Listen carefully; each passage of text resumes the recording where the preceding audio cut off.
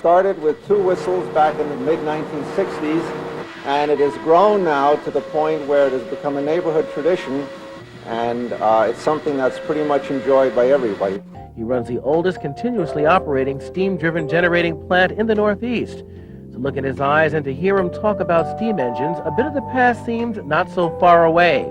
The engine room built in the late 1800s comes to life. We still make a little bit of our electric power in the form of direct current, and the machinery that we have down here dates from 1900. The room itself dates from 1887 and still has some of the original varnished woodwork in it from 1887.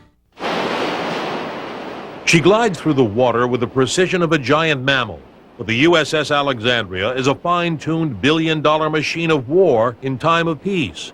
Commander Lee Moss invites me to the bridge as we head out the Thames River toward Long Island Sound. The heart and soul of this nuclear sub, which is longer than a football field, is underwater in the limited space provided for 150 officers and men. As an advocate for people living with HIV and AIDS, the importance of simplifying these complicated dosing regimens is absolutely crucial. On the Caribbean island of Montserrat, residents who were forced from their communities last year are finally getting ready to go home. Mercury spins very slowly compared to the Earth and the other planets, so that's interesting. We don't quite know how that came about. A go-see is where you go so an agent or producer can see you. You can't be a sissy about old age. And when you've lived long enough to be called a senior citizen, you've lived long enough to witness the passage of time. We may be called to a place such as Mogadishu in Somalia to evacuate our own troops out of the country. We may be called to take them into the country. But nearly 5 decades later, you will not find Richard Horowitz's pain in his work. Instead, it's a celebration of visual effects photography that's won him lots of awards and business at his Manhattan studio. My parents, took upon themselves to make sure that my future is relatively bright, and they did everything to get me out of Poland. I was always interested in American arts. I was interested in cinema and photography. I certainly don't live in the past, that's why revoking all the memories, from 50 years ago is extremely painful to me, as you can see.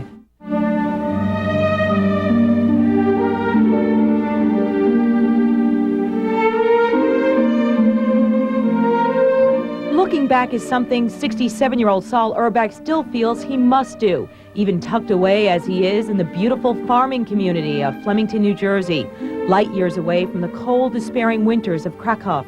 This has been his home since 1951. Here at 520 Madison Avenue, it takes about 4 hours for the crew to complete a drop, to work its way from the roof to the street. If it's raining or windy, the cleaners don't get on the scaffold. Not everyone enjoys this work. These are the top guns of the building services industry.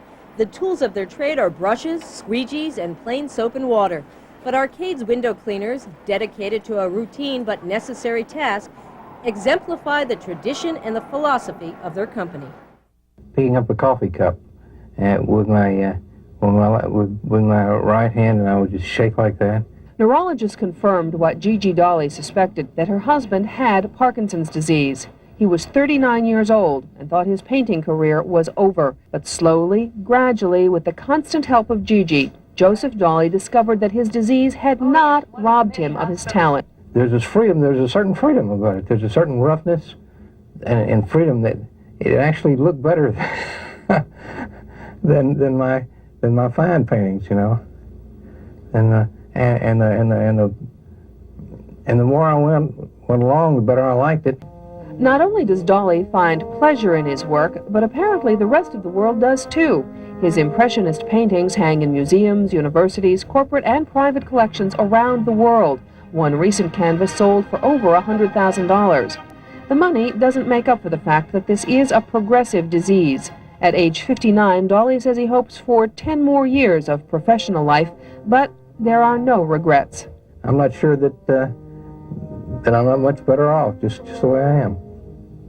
As a matter of fact, I am sure I'm better off. The doll hospital is a clutter of old dolls and boxes and plaster of Paris dust. A macabre chamber where mutilated doll torsos and limbs dangle from the ceiling. I love to work with my hands on restoring it. Never lost a patient. We don't bury our mistakes. They've had one rejection on a transplant procedure. With his skillful hands, Irving Chase makes them whole again. All beautiful dolls. Oh, you beautiful doll, you great big beautiful doll. Let me put my arms about you. I don't want to live